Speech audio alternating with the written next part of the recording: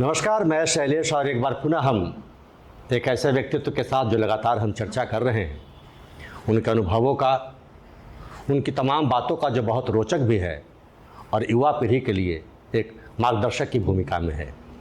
और वो हैं डॉक्टर एस सिद्धार्थ सर, चर्चित IAS वरीय पदाधिकारी जिन्होंने बिहार की बड़ी सेवा की है। और पिछले वीडियो में हमने देखा था और सुना था आपसे कि जब आप गिरिडीह में थे, प्रोजनरी पीरियड में थे, परिक्षमान में थे, तो किस संघर्ष के साथ आपने उस काल को, उस पूरे समय को अपने साथ किस संघर्ष के साथ बिताया, किस प्रकार से सीखा और नक्सल से किस प्रकार से वो रूबरू हुए। अब हम प्रोजनरी के बाद पहली पोस्टिंग की ओर बढ़ेंगे और उनसे अनुभव साझा करेंगे कि जब सर की पहली पोस्टिंग हुई तो वो कहाँ हुई और किस प्रकार से उनका अनुभव रहा। स्वागत है सर एक बार पुनः आपका। और हम पिछले वीडियो में सर आपसे जान चुके हैं कि आप गिरिडीह में गए, वहाँ किस प्रकार से बस से गए, DA में रहे और किस प्रकार से नक्सल से आपका सीधे रूबरू हुआ। अब हम जानना चाहेंगे कि सर कि उसके बाद जो पहली पोस्टिंग आपकी हुई वो कहाँ हुई और क्या संघर्ष जारी रहा या कुछ राहत मिली? देखिए, मेरी पोस्टिंग घाटशिला में हुई और ये सुवर्णरेखा नदी के किनारे मेरा ऑफिस था और एक हवेली में भी ऑफिस था और एक बहुत सुंदर हवेली नदी किनारे जिसमें एक छोटा सा ऑफिस SDO का बना हुआ था। संभवतः या तो जमींदार का था या किसी की हवेली थी, सरकार ने उसको टेक ओवर किया था और उसी में मेरा ऑफिस था। तो मैं पहला भारतीय प्रशासनिक सेवा IAS का पहला पदाधिकारी घाटशिला में पोस्टेड था और 10 साल बाद, अनुमंडल के बनने के 10 साल बाद मेरी वहाँ पर पोस्टिंग हुई। तो बहुत ही एक्साइटमेंट था लोगों में भी कि एक यंग IAS ऑफिसर पहली बार अनुमंडल में अनुमंडल पदाधिकारी बन के आए हैं। और ये अनुमंडल बहुत ही सीखने के मायने में, एक तो ये ईस्ट में आपका बंगाल था, सदर्न साइड में आपका उड़ीसा था और बीच में ये बिहार था। बिल्कुल आप देखेंगे जो पुराना बिहार था उसका ये ट्रायंगुलर सेक्शन में था ये बिल्कुल। तो 3 राज्यों के जो जॉइंट है, सीमाना जो है, उसमें ये अनुमंडल बसा हुआ। 3 आपको अनुभव एक साथ प्राप्त हुआ? हाँ, मतलब मुझे उड़िया कल्चर भी देखने को मिला, मुझे बांग्ला कल्चर भी देखने को मिला और बिहार का कल्चर भी देखने को मिला। और कैसे ये तीनों का समावेश एक स्थान पर होता है, वह घाटशिला था। इसका मुख्यालय जमशेदपुर था और काफ़ी इंडस्ट्रियलाइज्ड स्थान था और घाटशिला भी उस मामले में बहुत ही इंडस्ट्रियलाइज था। उसमें एक मेरा जो घर था वह हिंदुस्तान कॉपर लिमिटेड की जो कॉलोनी थी और फैक्ट्री थी, उसी के बिल्कुल सामने, गेट के सामने मेरा घर था। तो संभवतः लगता है हिंदुस्तान कॉपर लिमिटेड का जो मैनेजमेंट है उसने जानबूझ के, मतलब SDO का जो आवास है, तो उसको बिल्कुल फैक्ट्री के गेट के सामने उसको रखा अपने हित के साथ, अपने हित के, कि ताकि कभी भी झंझट हो तो SDO को बुलाना ना पड़े, सामने सामने मतलब इन हाउस SDO हो जाएंगे। तो बिल्कुल गेट के सामने था और फैक्ट्री के वर्कर आते जाते थे। और इसमें, इस फैक्ट्री में कॉपर, गोल्ड, सिल्वर और तीनों चीज़ें बनती थी। और सबसे पहले मुझे गोल्ड ब्रिक मतलब उठाने का मौका भी मिला। 1 किलो का सोने का ब्रिक कैसे होता है तो मुझे देखने को मिला उनके स्ट्रॉन्ग रूम में। तो तीनों आइटम्स वहाँ थे। और यह जो अनुमंडल है, इसमें आपके जादूगोड़ा के यूरेनियम माइंस भी थे जी, यूरेनियम माइंस भी थे और दोनों अंडरग्राउंड माइंस थे, मतलब दोनों, मतलब धरती के नीचे वाले माइंस थे जी। जो हिंदुस्तान कॉपर लिमिटेड है उसका माइंस करीब 1.2 किलोमीटर डीप था, मतलब इतना डीप नीचे माइंस था। और जादूगोड़ा का जो यूरेनियम माइंस था वो भी उतना ही डीप था। तो दोनों अंडरग्राउंड माइंस थे। तो एक मायने में बहुत स्ट्रेटेजिक अनुमंडल था, जहाँ एक और आपका कॉपर है, सिल्वर है, गोल्ड है और यूरेनियम, ये तीनों का माइनिंग उस ज़िले में होता था, प्रोसेसिंग भी ज़िले में होता था। तो काफ़ी इम्पोर्टेंट ज़िला था। इस ज़िले में जो मेन रेलवे लाइन थी वह भी गुज़रती थी और जो नेशनल हाईवे है बिहार और बंगाल को कनेक्ट करता था वह भी इसी ज़िले में, इस अनुमंडल में गुज़रती थी। तो सर वो पिछला जो आपका जो जहाँ परीक्षामान रहा, प्रोविजनरी रहा सर, वहाँ आपने बहुत संघर्ष किया, नक्सलियों से मुलाकात हुई, तो यहाँ थोड़ा क्या सुविधा मिली या फिर उसी तरह का संघर्ष जारी रहा? देखिए, अनुमंडल पदाधिकारी के रूप में जो सुविधाएं थी, गाड़ी था और एक छोटा सा घर मिला हुआ था बिना फर्निशिंग के। तो मैं बैचलर था, तो ज़मीन पे ही अपना बेड लगा के मैं सोता था। समझते लगता है 1-1.5 साल बाद फिर मैंने बेड खरीद लिया था, लेकिन तब तक मैं बिल्कुल साधारण मतलब गांधीवादी स्टाइल में रहता सन में रहा। देखिए, संघर्ष रहा, और आपको याद होगा कि जब हम लोग की पोस्टिंग हुई थी तो झारखंड मूवमेंट जो है वो अपने पीक पे था, और मतलब जो रेलवे लाइन था वो उसका बहुत क्रिटिकल मतलब पोर्शन हो गया था, और ये हमेशा रिस्क में रहता था कि रेलवे लाइन को बम लगाना, बम से उड़ाना, ये कार्रवाई उस वक्त शुरू हो गई थी। ये सर 1995 का आसपास? ये 92-93 की बात है जी। मतलब मेरा ट्रेनिंग फर्स्ट है, तो 92-93 की बात है। तो रेलवे लाइन पटरियां उड़ाने का था, तो हम लोग को रेल मंत्रालय से हम लोग को एक इंजन मिला हुआ था। अच्छा। गश्ती करने के लिए, लॉ एंड ऑर्डर का गश्ती करने के लिए, और साथ ही साथ एक हमको वो गाड़ी, वो ठेलको वाली गाड़ी जो होती ना रेलवे में, जो एक आदमी ठेलता रहा और सब लोग बैठ के चलाते थे, तो गश्ती के लिए हम लोग को ये मिलती थी। तो हम लोग दिन भर तो ऑफिस का काम करते थे, और रात को जैसे ही धूप ढल जाता था, हम लोग अपना या तो इंजन मिल जाता था, और कभी कभी इंजन नहीं मिलता था, तो इसी गाड़ी पे हम लोग अपना गश्ती करते थे। तो जमशेदपुर के बॉर्डर, जमशेदपुर जो अनुमंडल है, वहाँ से लेके बंगाल बॉर्डर तक हम लोग अप एंड डाउन करते थे। तो इंजन जाता था, फिर हम लोग रुकते रुकते जाते थे, फिर वो आता था, और बीच बीच में क्योंकि ट्रेन को भी चालू रखना पड़ता था, तो रात भर लग जाता था, मतलब एक राउंड अप एंड एक राउंड डाउन। मतलब कहने का अर्थ यह है सर कि एक तो एसडीओ की जो पोस्टिंग थी वो नॉर्मल, और साथ नॉर्मल पोस्टिंग, हाँ, रात और को साथ में रेलवे सर। हाँ, रात को मतलब आप समझ सकते हैं कि डिनर विनर किया 7-8 बजे, और रात में 2-3 बजे 4 बजे हम लोग लौटते थे, और कंटिन्यूसली। और इस बीच में एक घटना केवल हुई, मतलब हमको लगता है बॉम्बे मेल थी, चकुलिया स्टेशन और बंगाल के बॉर्डर के बीच में बॉम्बे मेल में हम लोगों ने पटरी पे बम लगा दिया, किसी तरह बच गए। तो हम लोग ये कोशिश करते थे कि पहले गुड्स ट्रेन चले, फिर उसके बाद फिर पैसेंजर ट्रेन चले, तो ये हम कोशिश करते थे।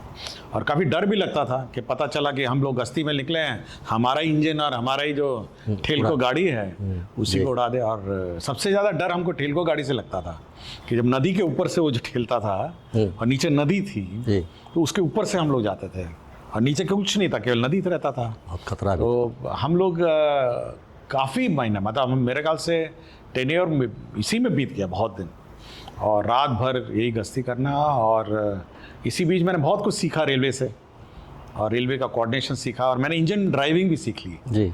जो इलेक्ट्रिक इंजन है उसको मैं चलाना भी सीख लिया था, कैसे इंजन चलाते हैं। तो डीजल इंजन नहीं चला पाया, क्योंकि डीजल इंजन के साथ हमेशा एक कोच लग के आता था, लेकिन इलेक्ट्रिकल इंजन अकेला आता था, तो मैं ड्राइवर के बगल में बैठ जाता था, और इंजन ड्राइविंग मैंने सीख ली, और पूरा कोऑर्डिनेशन मैंने सीख लिया। तो एक अकेली मतलब ये सीख जो है मेरे ख्याल से बाकी अनुमंडल में किसी को नहीं मिली होगी, कि रेलवे पटरी की गश्ती, इंजन ड्राइविंग, और रात भर ये काम करना, रात भर। मतलब पूरा झारखंड मूवमेंट में हम लोगों ने ये सुनिश्चित किया कि पैसेंजर ट्रांसपोर्ट जो है रेल का, वो सुचारू रूप से चले। तो जब एक ड्यूटी के साथ दूसरी ड्यूटी लगातार आप दिन में और रात में एक तरह से रेलवे की ड्यूटी, तो उस समय तो सर वो जो झारखंड का जो आंदोलन था वो बहुत चरम पर था, तो वो कुछ घटनाएं उस तरह की घटी क्या, या बहुत स्मूथली निकला वो रेलवे वाला जो प्रकरण रात में? अकेला वही घटना थी, वही अकेली एक बॉम्बे मेल की मुझे आज याद है कि बिल्कुल स्लीपर पटरी पे उन्होंने बम लगाया, उड़ाया, और बच गई, मतलब ट्रेन बच गई थी। बॉम्बे मेल वाली घटना मुझे आज भी याद है, अन्यथा ऐसे कोई घटना नहीं घटी। कभी उन लोगों से मुलाकात हुई सर, जो इन लोगों से वो लोग आते थे ना, उनके पास 107 लगता था, बेल बॉन्ड भरने आते थे, सब लोग आए थे। अच्छा, ट्रेन को रोकते कैसे थे वो लोग सर? कुछ नहीं, वो पटरी में बम लगाया, बैठे रहते थे, जैसे ही ट्रेन देखी पटरी उड़ा दी। तो करते थे, मतलब वो पॉलिटिकल आंदोलन था एक तरीके से, बट ये सब चलता रहा और काफ़ी मतलब स्ट्रेसफुल रहा है ये पीरियड हम लोग के लिए। और 107 तो इन लोगों पे थे ही, बहुत सारे लोग जो आज के दिन में कैबिनेट मंत्री भी हैं झारखंड जी, माननीय मंत्रीगण हैं, तो वो भी 107 में हाजिरी देते थे बेल बॉन्ड भरने के लिए। तो बट है था, मतलब हम लोग को मतलब आंदोलन से कोई वैसे कोई इशू नहीं था, but law and order maintain करने का एसडीओ का जो दायित्व था हम लोगों ने वो निभाया। और लाल झंडा और लाल पट्टी से भी मुलाकात हुई सर? देखिए, लाल झंडा लाल पटरी भी एक बार मेरी मुलाकात हुई। मेरे कार्यकाल के दौरान क्या हुआ कि सूरत में प्लेग हुआ था जी, शायद सभी लोग भूल गए कि प्लेग भी हुआ था एक समय। कोरोना में वो एक बीमारी भी, प्लेग भी थी। तो एक दिन क्या हुआ कि बंगाल बंद हुआ। बंगाल बंद में क्या होता है कि सारी ट्रेनें मेरे यहाँ आके रुक जाती थी, क्योंकि आगे बंगाल है, और जमशेदपुर वाले लोग सब ट्रेन भेज देते तो थे। उसमें ईंट पत्थर लगाते थे, कैसे क्या करते थे सर? उन लोगों का एक ही काम था कि जब बंद होता था तो बॉर्डर पे एक केवल एक दो डंडा लगाते थे और एक लाल झंडा लगाते थे, बस, और अपना झोपड़ी में जाके बैठ जाते थे, बस यही। और उनका कोई ट्रेन नहीं गुजरती थी? कुछ नहीं, कोई गुजरने नहीं, मतलब सिर्फ उस लाल झंडे की नहीं, वजह से? बस लाल झंडा को कोई पार नहीं कर सकता, और लाल झंडे का केवल वो पार्टी वाला लोग आएंगे और उस पार्टी वाले वो लोग झंडा उठाएंगे, मतलब बिल्कुल। और कोई एक आदमी उसके साथ नहीं रहता था, बस केवल उसका मतलब है कि आप इस झंडे को पार नहीं करेंगे। तो ऐसे ही एक घटना हुई, बंगाल बंद था और ये सूरत से एक दिन ट्रेन आ गई, सूरत टू आई थिंक ये थी, सूरत से हावड़ा वाली ट्रेन आ गई और आके रुक गई मेरे यहाँ, मेरे ख्याल से घाटशिला मुख्यालय में ही रुक गई थी। तो मुझे बड़ा टेंशन हो गया कि भाई ये तो प्लेग वाला ट्रेन है, पता नहीं इसमें कितने प्लेग के बीमारी हैं, और कहीं इधर उधर घूमने लगे अनुमंडल में, तो पता चला कि अनुमंडल मुख्यालय में ये सब प्लेग फैल जाएगा। तो मैंने कहा कि चलो इसको ले जाते हैं। तो मैं लेके गया और बंगाल एंटर किया तो वहाँ पे झंडा लगा हुआ था। तो झंडा लगा हुआ था, तो मैंने कहा कि भाई आप इसको आगे कैसे भेजा जाए, ट्रेन तो खड़ी हो गई बॉर्डर पे जाके। तो मैंने कहा कि अब तो वहाँ पे पब्लिक थी कुछ अगल बगल, मैंने कहा ये इसका झंडा को निकालिए। बोला नहीं, वो झोपड़ पट्टी में सब बैठा है, पार्टी वाला सब, उनसे जाके बात करी। तो मैं गया, एसडीओ था, मैंने कहा यार इसको हटाइए, ट्रेन को पार करने दीजिए। तो उन लोगों ने कहा नहीं, हम शाम को जब बंद हमारा उठेगा तो हम आपको अलाउ करें, तब तक हम ट्रेन यहीं खड़ी होगी। तो मैंने कहा ठीक है, ऐसा करता हूँ, मैं वापस चला जाता हूँ, लेकिन ये जानकारी में रखिए कि ये सूरत से आई है ट्रेन और इसमें प्लेग के सारे पेशेंट हैं और मैं यहाँ छोड़ के चला जाऊँगा, और जो उतरेगा गाँव घूमेगा आपके यहाँ, और गांव में घूम के जो प्लेग से प्रभावित हो जाइए आप, फैला देगा और क्या। भाई दिन भर बैठेगा, खाना वाना खाएगा, नाश्ता करेगा, तो मैंने कहा प्लेग अपना झेलिए आप लोग। मैं चला वापस बॉर्डर पे हूँ, अपना अनुमंडल में घुस जाऊंगा। डर गया वाला, तुरंत उन्होंने झंडा वंडा निकाला और फिर उन्होंने ट्रेन पार करवा दी। एक ऐसा ट्रिक अपनाया सर, सब लोग डर गए। ट्रेन पार करवा दी, तो ट्रेन पार कर रही है तो 2-3 ट्रेन और आ गई, पीछे चली गई हम लोग। तो मैं वहाँ से खड़गपुर गया, खड़गपुर में मैंने ट्रेन छोड़ी, फिर रेलवे वहाँ पे खड़गपुर डिवीज़न ने मुझे फिर इंजन दिया, फिर मैं वापस इंजन से लौट आया। वो इंतज़ार में था कि ट्रेन लेके गया है, कहाँ चला गया। तो फिर इंजन से मैं वापस लौटा और वापस अब मेरा दिन।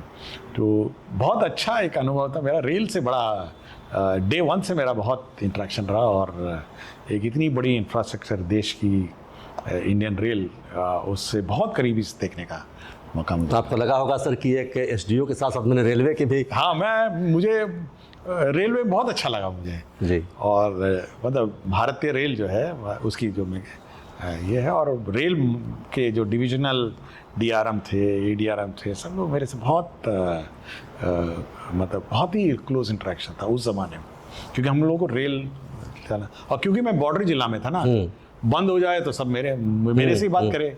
6 ट्रेनें आ जाती थी मेरे यहाँ, 6 ट्रेन, 8 ट्रेन, सारी ट्रेन आगे यहाँ खड़ा कर देते थे। जमशेदपुर के पास कैपेसिटी उतनी थी, सब भेज देते थे। कि जाइए घाटशिला में बैठे रहिए वहाँ पे। तो विभिन्न मेरे स्टेशनों में सब खड़ी रहती थी। तो काफ़ी अच्छा मेरा ट्रेन के साथ रहा। तो सर ये तो रेलवे की बात हो गई। जिस समय आप गए थे बहुत आंदोलन भी था, वहाँ बहुत गरीबी भी थी, और लोग कहते हैं कि वहाँ के लोग बहुत सच्चे और सीधे भी होते हैं। तो उन परिस्थितियों से आप कैसे अवगत हुए?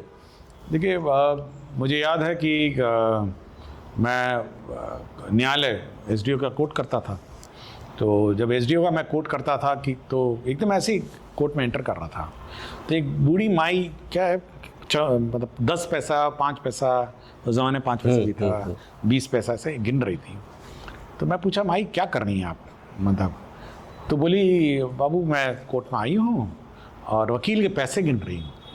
वकील साहब मुझे लेकर आए हैं, पैसे गिन रहा हूँ, और मेरा केस लगा हुआ, शायद 145 का केस था, लैंड का ही कुछ केस होगा। तो मुझे लगा कि आप देखिए कितना गरीबी में लोग मेरे न्यायालय में आए, और कितना पैसा इकट्ठा करके एक चवन्नी अठन्नी, मतलब अभी अठन्नी तो बहुत दूर की बात है, 5 पैसा 10 पैसा लेकर आई होगी, और वकील को है। तो मुझे लगा कि कॉस्ट ऑफ लिटिगेशन जो है कितना भारी पड़ जाता है। तो मैं बहुत ध्यान रखता था कि न्यायालय में समय पे हो, समय पे निर्णय हो, समय पे रिलीफ हो, और कभी भी मैं एडजॉर्नमेंट नहीं देता था। मतलब मैं कोशिश करता था कि कोई भी गरीब आदमी को फिर वापस नहीं आना पड़े न्यायालय। बार बार मतलब एडजॉर्नमेंट देना, जाएगा वापस आएगा। तो बहुत ही एक सेंसिटिव अप्रोच मैं न्यायालय में रखता था, और मैं देखता था कि उसका सोशल बैकग्राउंड क्या है, और कोशिश करता था कि किसी तरह ये मतलब रिजॉल्व समय पे हो जाए। तो न्यायालय में बहुत स्ट्रिक्ट में रहता था। उसके बाद मैं एक बार गया भी था, मैं क्षेत्र में भी घूमता था। मुझे एक केस मुकदमा, बहुत दिलचस्प केस मुकदमा याद आ रहा है। तो मैं एक दिन मूसाबनी की तरफ गया था जी, जहाँ पे हिंदुस्तान कॉपर लिमिटेड के माइंस, अंडरग्राउंड माइंस हैं। जी। तो मैं ऐसे ही जंगल की तरफ मैं जा रहा था, मूसाबनी उड़ीसा के शब्द की तरफ जा रहा था मैं जंगल में। तो मुझे एक लेडी, एक ट्राइबल महिला मुझे रास्ते में मैं रोकी। तो मैंने पूछा कि क्या बात है? तो बोली कि मेरे हस्बैंड जो है, मेरा पति जो है, जेल में 2 साल से। जी। तो मैंने पूछा कि तो क्या हुआ, मतलब 2 साल से जेल में, तो क्या हुआ? तो कहने लगी कि मेरे जो पति हैं वो मर्डर केस में जेल में हैं, और जो मर्डर जिसका हुआ है वो गांव में घूम रहा है। अच्छा, तो मतलब जिसके मर्डर केस में गया वो जीवित था? हाँ, वो गांव में घूम रहा है, और उसके मर्डर केस में मेरा पति 2 साल से जेल में है। मैंने कहा यार ये कैसे हो सकता है, मतलब बड़ा है, बड़ी गरीब महिला थी, घर उसका टूटा फूटा, मतलब कुछ था ही नहीं, बिल्कुल मतलब डिवास्टेटेड टाइप लग रही थी, मतलब उसकी ज़िंदगी। तो मैंने कहा इसको पकड़ के लाओ जिसका मर्डर हुआ है। हाँ, जिसका मर्डर हुआ उसको पकड़ के लाओ। मैंने कहा, बड़े थाना वाले को फ़ोन किया, मैंने कहा उसको पकड़ के लाओ, मैं यहीं रहता हूँ, उसको पकड़ के लाओ किसी तरह। तो गया गाँव में गया, घूम कर पकड़ के लेकर आ गया। मैं बैठा रहा, मैंने कहा आज इसको रिजॉल्व ही कर दिया जाए। तो पकड़ के लाया। तो मैंने कहा यार ये बताओ कि तुम्हारा ही मर्डर हुआ था ना? बोला हाँ मेरा ही मर्डर केस है। मैंने बड़ा अच्छा है, जीवित खड़ा हुआ है, उसका मर्डर केस है। मैंने हुआ क्या था? तो बोला कि मैं, अच्छा ये लोग क्या करते थे, ये लोग गाय बैल बेचते थे, मतलब खरीद बिक्री का काम करते थे, और संभवतः इसके हस्बैंड से कभी मुलाकात 2 साल पहले कहीं जंगल में हुई होगी। तो उसी को सर्कमस्टेंशियल एविडेंस करके केस में बोला हम गाय का खरीद बिक्री कर रहे थे। तो एक दिन ऐसे ही जा रहे थे जंगल में, तो जंगल में गए तो हमको एक गुफा दिखी और उसके ऊपर आयतें लिखी हुई थी। तो मैं गुफा के अंदर घुसा। अच्छा, आयतें लिखी हुई थी? हाँ, और मैं गुफा के अंदर घुसा, और घुसने के बाद मैं अचानक कोई दूसरी दुनिया में चला गया। अच्छा, मतलब स्वर्ग टाइप है ना। हाँ। कहीं दूसरी दुनिया में चला गया, और 2 साल मैं वहीं रहा। अच्छा, मतलब वहीं रहा, वहीं घूमता रहा, और अचानक मैं एक दिन उस गुफा से मुझे बाहर कर दिया गया, मैं आ गया वापस। तो मुझे नहीं पता क्या हुआ, मैं तो गुफा में अंदर गया हूँ, गुफा से बाहर आया हूँ। अच्छा, 2 साल बाद बीच हाँ, गए। हाँ, तो उसी में ये महिला भेंट कर रही है उससे कि भाई मेरा पति तो इसी के मर्डर केस में है। तो मैंने कहा कि ये कैसे हो सकता है? तो मैंने केस डायरी मंगाई, इस पूरे केस की डायरी। कि ये केस हुआ कैसे। मतलब ये बड़ा आश्चर्यजनक है कि एक आदमी जिसने मर्डर नहीं किया और मर्डर जिसका हुआ वो खड़ा हुआ है और 2 साल से जेल में है। तो केस डायरी में वो लिखा कि पोस्टमार्टम हुआ, हड्डियाँ मिली जंगल में, हड्डियों का जांच किया गया तो वही 30-35 साल का कोई पुरुष का हड्डियाँ निकली, हाइट वाइट कद काठा सब मैच हो गया। तो बोला इसी का मर्डर हुआ और ये उसी जगह कहीं नज़र आ रहा था, तो पकड़ के उसको लेके गए, यही मर्डर किया है। और पोस्टमार्टम रिपोर्ट पे जज साहब ने मर्डर का केस ट्रू करके उसको जेल भेज दिया। तो फिर लास्ट में मुझे जब केस डायरी सब आई तो मैंने ऑनरेबल डिस्ट्रिक्ट जज साहब को लिखा, शायद हाई कोर्ट में भी मैंने लिखा, मुझे याद नहीं आ रहा है। तो मैटर बहुत हाईलाइटेड हुआ और इसमें फिर फाइनली वो बरी हुआ और कंपनसेशन भी अवार्ड हुआ उसका संभवतः जी। और मैं उस केस डायरी को बहुत दिन रखा भी कि मैं इसकी एक फिल्म बनाई जाए। हाँ बिल्कुल, ये फिल्म की स्टोरी की तरह है। हमको लगा जब उसकी अच्छी तरह उसकी पूछताछ हुई, हमको लगता है ये गाँव छोड़ के कहीं भागा था। और धन्यवाद लोगों से पूछा, मैंने कहा कर हुआ कैसे, 2 साल गायब है। हमको लगता कहीं मतलब अन्य कोई घर वर बसा लिया और फिर वहाँ अचानक वहाँ से प्रकट हो गया। तो अगर ये वापस नहीं आता सोचिए, हाँ। तब तो ये ताज जिंदगी जेल में रहता। हाँ, बिल्कुल वो तो संजोग था कि वापस आ गया, घूमते घूमते आ गया, तो इसकी वाइफ ने देख लिया। हम लोगों ने फिर उसको रिहेबिलिटेट किया उस महिला को, फिर इंदिरा आवास ये सब है, छुट उठ के आ गया। बट हम कभी कभी सोचते हैं कि गरीब आदमी जो था ना, जो पुअर मैन, उसके साथ क्या क्या घटनाएं घट सकती है और लिटिगेशन में जब फंस जाता है तो हम लोग को बहुत सेंसिटिव रहना चाहिए। और ऐसे ऐसे मामले हो सकते हैं और हों। ये तो अकेला एक मामला जो मेरे प्रकाश में आया तो किया, बट ये मुझे बहुत लगा, बहुत दिन मैंने उस केस डायरी को रखा। मैं अगर ना इस पर एक फिल्म ज़रूर बननी चाहिए कि मर्डर जिसका मर्डर नहीं हुआ, मर्डर। और उसने बहुत कुछ बताया, इतना डिटेल में मैं नहीं जाऊंगा। कि मैंने पूछा भी, मैंने कहा तुम गया गुफा में गया तो उसके बाद क्या क्या हुआ, पूरी कहानी, 2 साल का पूरी कहानी। हाँ, पूरी कहानी मैं सुना, बैठ के सुना कि तुमको 2 साल में किया क्या क्या नहीं, कि बहुत कहानी बना के हमको कन्विंस करने की कोशिश किया कि नहीं मैं गुफा में ही था। मैंने कहा अच्छा ठीक है, लेकिन वो मैंने पूछा भी कि गुफा कहाँ था, तो वो मुझे नहीं पता है। ये तो मतलब बिल्कुल फिल्मी स्टाइल में और फिल्म की एक बड़ी अच्छी कहानी है। हाँ, उस केस डायरी मूसाबनी थाना की घटना, मूसाबनी में था और मूसाबनी का है, और हो सकता कोई खोजे तो केस डायरी मिल जाए। मैं तो उसकी फोटोकॉपी लेकर आया था, बट वो कहानी मिल जाएगी, मूसाबनी की कहानी। ये तो बहुत ही रोचक है सर।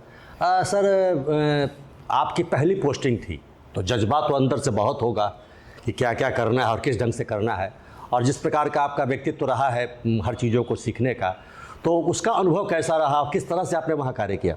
देखिए, नया पोस्टिंग था और आप एक तरह से कहें कि मतलब इंडिपेंडेंट आदमी था बिल्कुल। मतलब जिला वाले से कोई आता नहीं था, तो जमशेदपुर में लोग रहते थे, डीसी भी जमशेदपुर, किसी को कोई मतलब ज़्यादा मतलब इस अनुमंडल में रुचि नहीं थी। लेकिन ये जो अनुमंडल था ना, स्ट्रेटेजिकली बॉर्डर था बिल्कुल बंगाल, उड़ीसा और बिहार का, और मेन नेशनल हाईवे और रेलवे लाइन दोनों यहाँ से पार होती थी।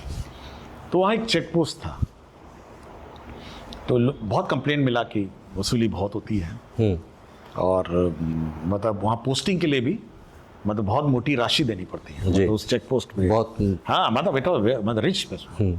मैं अच्छा बिल्कुल जज्बे में था, अरे कॉर्पोरेट सेक्टर से आया, बॉम्बे से आया, तो मैंने कहा यार इसको तो कुछ किया जाए। तो मैं साइकिल से, अच्छा साइकिल से गए? साइकिल से सीधा घाटशिला टू बैरागौड़ा, नक्शे में देख सकते हैं कितना किलोमीटर, आपको लगता है 24 होगा या 40 होगा, ये ऐसे कुछ है, 40 किलोमीटर 35 मुझे याद नहीं आ रहा है। तो साइकिल से गया अकेले, नो बॉडीगार्ड नथिंग। देखा कि सिपाही जी वसूल रहे हैं, पकड़ लिया एकदम। तो हकबकी हुई बैरागौड़ा में कि यार ये तो साइकिल से भी आता है एसडीओ। तो उसके बाद ये लोग केयरफुल हो गए कि साइकिल से आएगा ना तो हम लोग केयरफुल हो जाएंगे, साइकिल से आता है। तो उसके बाद मैंने कहा एक दूसरा रास्ता निकाला जाए। तो थोड़ी दूर गाड़ी गया, हमको लगता है दालबुमगढ़ के आसपास, बीच में दालबुमगढ़ आता है, और बैरागौड़ा उसके बाद आता है। तो ट्रक वरक रोकी, उसको चढ़ गया हम्म, और मुरेठा बांध लिया, अच्छा। खलासी को पीछे कर लिया, खलासी की जगह बैठ गया। बिहारी खलासी हाँ स्टाइल। बिल्कुल, खलासी लेफ्ट में बैठता है ना ड्राइवर, तो खलासी साहब पीछे बैठ गए, हम उसकी जगह बैठ गए। जी। तो हम लोग बैरागौड़ा चेक पोस्ट पहुँच गए। पहुँचने के बाद जैसे ही पहुँचे तो सिपाही जी अपना हाथ दिए, कुछ दक्षिणा दीजिए। हैं, पूछे भी कितना, और कुछ रेट वेट था पता नहीं कुछ। तो पकड़ लिया मैंने उसको, तो हाथ पकड़ लिया, मैंने कहा आज तो छोड़ेगा नहीं। तो पकड़ा तो खलबली मच गई, सारा खलासी जी ने सिपाही को पकड़ लिया है। मैंने कहा आज से इसको छोड़ेंगे नहीं। तो जब जब पकड़ता था पूरा का पूरा सेक्शन सस्पेंड हो जाता था, फुल। तो हमको लगता है एसपी साहब भी बहुत परेशान होते होंगे कि यार पूरा का पूरा सेक्शन सस्पेंड, सब लोग सस्पेंड हो जाते थे। तो बहुत परेशान रहते थे मेरे से, मतलब वो चेक पोस्ट वाले। और ये मतलब यही देखते रहते थे टक टक निकाल सके एसडीओ कब आएगा। तो 2.5 साल में मतलब कुछ ना कुछ करते करते सस्पेंड, हमको लगता है 4-5 बार तो सस्पेंड हो गया सब। और बहुत सारे काम थे, तो कब हर बार चेक पोस्ट ना देखने जाएंगे। तो ये जो आदत है साइकिल में जाने की, भेस बदलने की, बहुत दिन रहा मेरा। मतलब नए नए रूपों में आप जाते थे? हाँ, नए रूपों में जाता था। और मुझे आज भी याद है ये अच्छा, जिस दिन जब सैलरी बढ़ती थी ना, मतलब क्योंकि इंडस्ट्रियल एरिया था, तो गांव में क्या होता था, हब्बा डब्बा लगता था मेले में। अच्छा। हब्बा डब्बा का मतलब है जुआ। वो एक तो चदरा बिछाते थे लोग और उसमें पैसे रखते थे। मेरे ख्याल से 6 या 8 खाने थे, 1 2 3 4 5 6 7 9 खाने रहते थे। और बड़ा सा डब्बा रहता था और उसमें वो डालता था, लोग पैसा रखते थे, बेसिकली जुआ। अच्छा, हाँ, जुआ। तो मैं वही फिर भेस पता नहीं गाड़ी कहाँ खड़ी है, 1.5 किलोमीटर पर चलता था, हाट बाजार में जाता था। जैसे ही उसने सबने पैसा रखा और उसने फेंका, पकड़ लेता था उसको। जिसने फेंका ना, मतलब वो जो इतना बड़ा डब्बा रहता था और इतने बड़े बड़े गोटियां रहती थी, तो उसको पकड़ लेता था बिल्कुल। बिल्कुल। अच्छा, उसको थोड़ा वायलेंस भी, मतलब मेरा पता नहीं, मतलब हीरो टाइप वो। हाँ, मतलब मार के, हाँ। मतलब अच्छी तरह धुनाई भी कर देता था। हाँ। बाद में मुझे लगा, लोगों ने बोला यार सर आप ऑफिसर हैं, धुनाई बनाई थोड़ा छोड़े, मार धुनाई करके बिल्कुल उसको दबा के बिल्कुल लेटा देता था। हाँ। तो उसका पीछे पीछे सिपाही आ जाता था, मेरा बॉडीगार्ड आ जाता था। फिर हम लोग उसका इकट्ठा करते थे, पूरा कैश वैश इतना था, और थाने वाले को बुला के जमा कर देते थे। तो आपको तो पूरा एकदम हाँ। ये हो गया होगा सर, आप आसपास। बस हब्बा डब्बा का मतलब है। अच्छा, ये यूजुअली होता था जब पहला 10 दिन में जब वेतन मिलता था, लोगों के पास पैसे हाँ, रहते थे। बहुत पैसा था पूरा।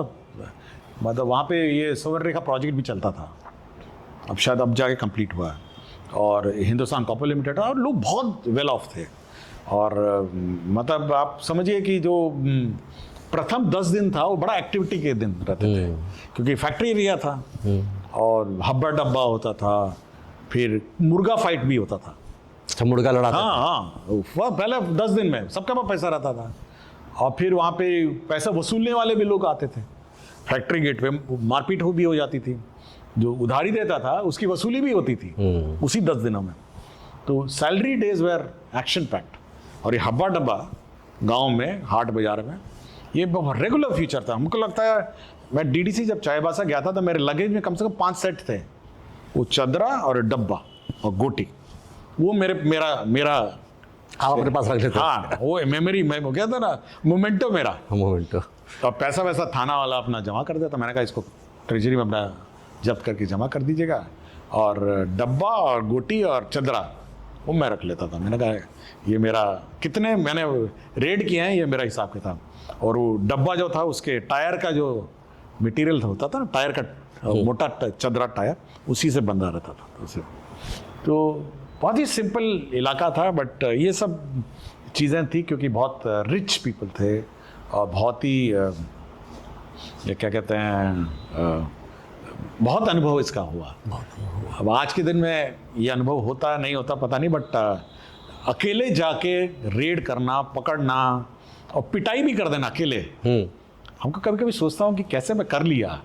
अगर सपोज सब मिल के मुझे पीट देते तो मैं आज अगर सोच रहा था कि अगर सब ने, अच्छा कोई तो पहचान नहीं था ये एसडीओ आया हुआ है, लेकिन वो इतना जज्बा और इतना जुनून था ना कि पकड़ के पीट देता था।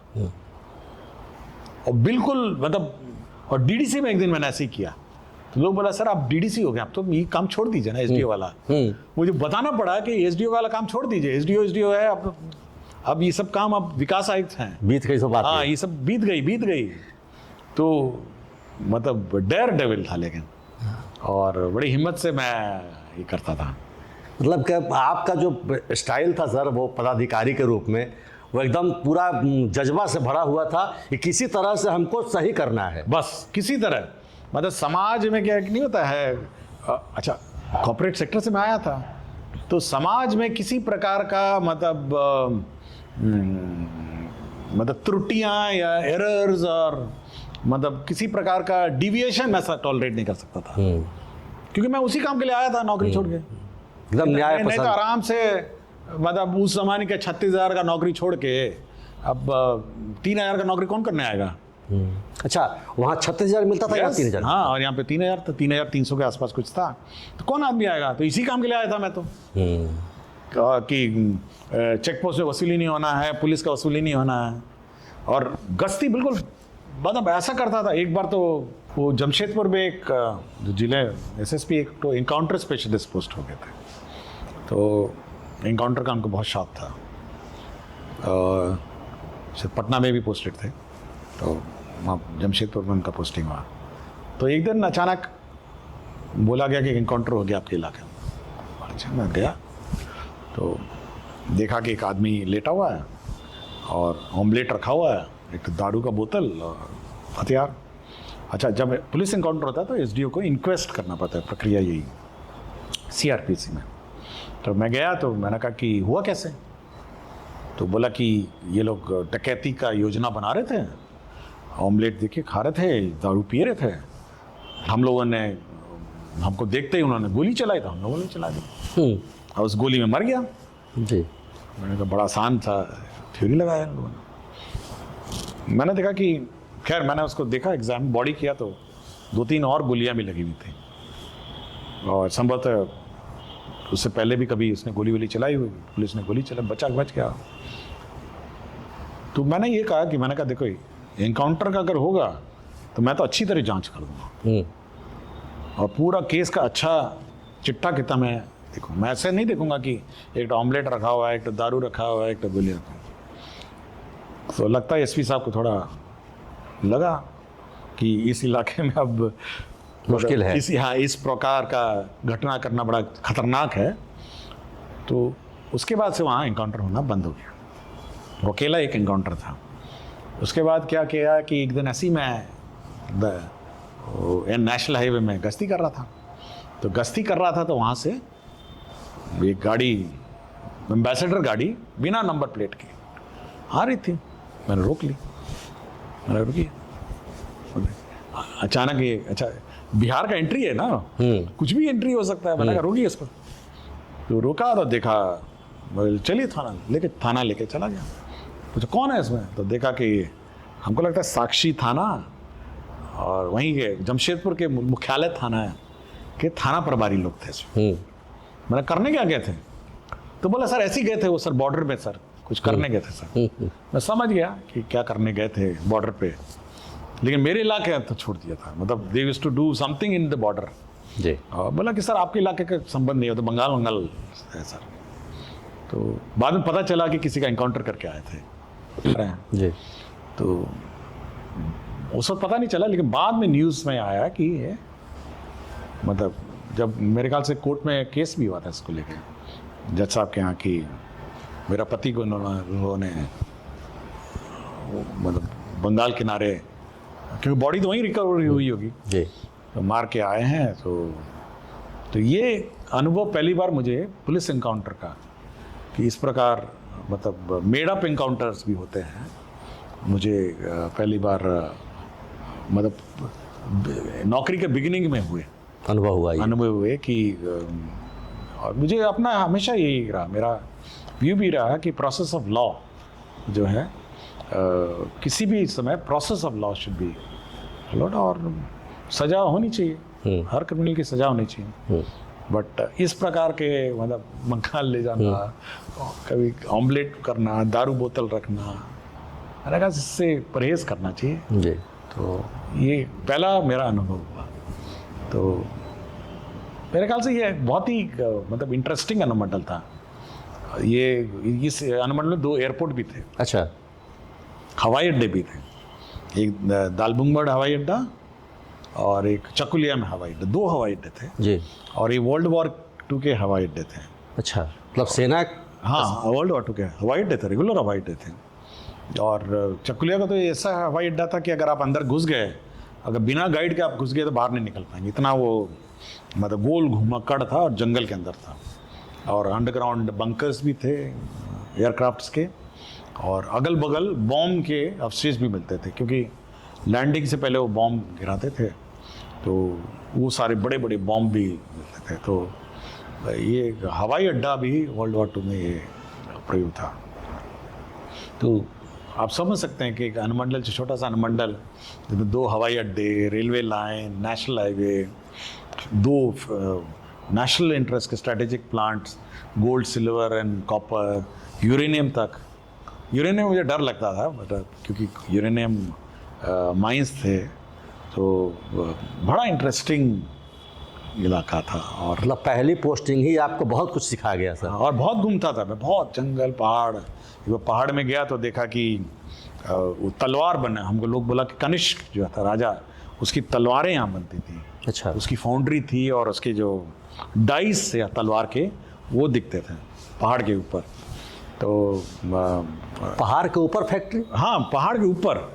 और लोग बोलते थे कि नदी वदी यहीं अगल बगल थी, सुवर्ण रेखा जो नदी थी अगल बगल थी, तो इनकी फैक्ट्री यहाँ थी, तो ट्रांसपोर्टेशन में यहीं होता था। तो मुझे मतलब पहाड़ के ऊपर पहली बार मैंने फाउंड्रीज देखी, उस ज़माने की लोहे की फाउंड्री से, क्योंकि हो सकता है कॉपर है, आयरन बगल में ही था, सिल्वर सब था, तो फाउंड्री यहीं पे बनती होंगी, तलवारें बनती थी। तो बहुत ही अच्छा अनुभव मुझे मतलब मिला। मतलब पहले ही अनुभव में आपका रेलवे, सेना, विभिन्न प्रकार के इनकाउंटर, पुलिसिंग। तो एक बात और है सर कि अब जब आप पहली बार गए होंगे तो पहले से सिस्टम वहाँ बना हुआ होगा, उस सिस्टम में नए जज्बे के साथ आप गए थे और बहुत सारी चीज़ों को रूप बदल कर पकड़ लेना, फिर इस तरह का करना, तो उससे लोग अनकम्फर्ट नहीं हुए थे? क्या अपने आप को फिट पाते थे आप? देखिए, पब्लिक बहुत एक्साइटेड था, क्योंकि मैं बहुत सालों बाद भारतीय प्रशासनिक सेवा का फर्स्ट ऑफिसर वहाँ गया था। तो हमेशा अभियान में हम लोग रखते थे, वीकेंड में सैटरडे संडे हम लोग पैदल बाज़ार में कुछ ना कुछ अभियान लेके, जागरूकता अभियान लेके हम लोग चलाते थे। तो पैदल पब्लिक भी रहती थी, तो काफ़ी एक्साइटेड। आज भी वहाँ की पब्लिक याद करती है कि एक ऑफिसर एसडीओ आया था घाटशिला में, जो मतलब जागरूकता अभियान में हम लोगों ने बहुत किया। कुछ बहुत सारी घटनाएं हुई जो मतलब अभी भी याद रहता है। मुझे याद है कि 3 साल की बच्ची का रेप हुआ था दालबुंग, मतलब वहाँ पे एक थाने में। तो मैंने कहा कि यार ऐसे भी घटनाएं होती है समाज में। और एक खतरनाक और घटना हुआ कि कैदी जेल से छूटा और सीधा दुर्गा पूजा चल रहा था, उसी दौरान पंडाल में गोली मार दिया। छूट के आया और मारा सीधा, मतलब दुर्गा पूजा चल रहा था। उसके बाद जो हुआ, मूर्तियाँ विसर्जन में आप जो सोच सकते हैं कितना कॉम्प्लिकेशन। लेकिन बिल्कुल इंडिपेंडेंट अनुमंडल था, मतलब उसको जिला मुख्यालय से कोई, मतलब डीसी साहब बोलते थे कि अपना जानिए, अपना देखिए, मतलब he has had left everything to the SDO। स्वतंत्र प्रभार जिसे बोलते हैं। स्वतंत्र प्रभार, मतलब वो एसडीओ स्वतंत्र प्रभार जी। और सब काम मतलब इंडिपेंडेंटली मैं काम हैंडल किया। और बहुत किसी का फ़ोन नहीं आता था, डीसी का फ़ोन नहीं आता, किसी का नहीं आता था, किसी को कोई मतलब नहीं था। तो मतलब हमको लगा, बहुत अच्छा लगा मुझे, मतलब 3 राज्यों का सीमांत और सारी एक्सपोजर। और मेरे ख्याल से मेरे जो बाकी के टेन्योर्स आए हैं, अकेले जाना, अकेले मतलब छुप के व्यवस्थाओं को देखना, इनकॉग्निटो जाना, हमको लगता है ये आदत वहीं से आई है तो शुरुआत से ही आ गई। और ये मेंटेन रही। तो आज भी मैं याद रखता हूँ और मैं कभी कभी अभी सोचता हूँ कि ये स्मरण से ये सब भूल ना जाऊँ। और मूसा बनी की घटनाएं तो मेरे ख्याल से एक आने वाली पीढ़ी के लिए बहुत अच्छी सीख है कि आप ग्राउंडेड रहिए, पब्लिक से कनेक्ट रहिए, पब्लिक की बात सुनिए और आपको बहुत सारी चीज़ें नज़र आएंगी।